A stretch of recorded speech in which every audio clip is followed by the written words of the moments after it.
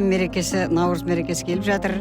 Сол наурыз мерекесіне байланысты мынау мектепте мәдени шаралар өтіп, содан кейін жаңағы табиғат аясында жаңағы балалардың өздерінің жаңағы қолдарымен тал өтіргізіп жатыр. Негізі жаңағы балаларға өмірде артындағы ұрпаққа қалдыратын мұра есебінде табиғатты аялау мақсатында істеліп жатырған мәдени шара деп есептеймін.